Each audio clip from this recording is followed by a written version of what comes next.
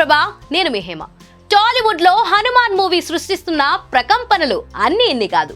రికార్డులు బ్రేక్ చేయడం మాత్రమే కాదు, ఎన్నో రికార్డులను క్రియేట్ చేస్తుంది.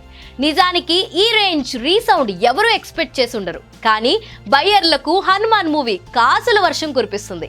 తెలుగు చలనచిత్ర పరిశ్రమలో ఉన్న నాన్ బాహుబలి రికార్డులను తుడిచిపెట్టేస్తుంది. అత్యధిక లాభాలు తెచ్చిపెట్టిన మూవీగా ఇండస్ట్రీలో రికార్డులు క్రియేట్ చేస్తుంది. ఈ జోరు ఇలాగే కొనసాగితే హనుమాన్ లాభాల రికార్డులను కొట్టేయడం మరో సినిమాకి చాలా కష్టంగా మారుతుందనే చెప్పాలి. ప్రశాంత్ వర్మ యూనివర్స్ లో వచ్చిన తొలి చిత్రానికే ఈ స్థాయి రెస్పాన్స్ ని ఎవరు ఊహించి ఉండరు.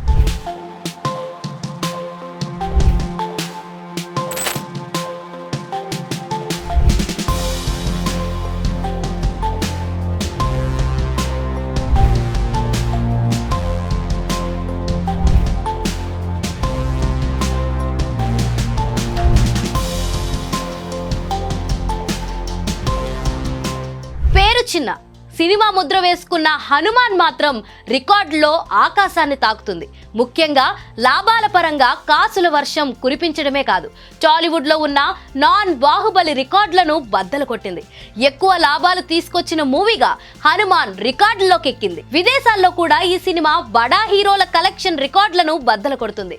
మొత్తానికి చిన్న సినిమా ముద్రతో వచ్చిన హనుమాన్ సెన్సేషన్ క్రియేట్ చేస్తుంది. ఎన్నో పెద్ద సినిమాలకు చుక్కలు చూపిస్తుందనే చెప్పాలి.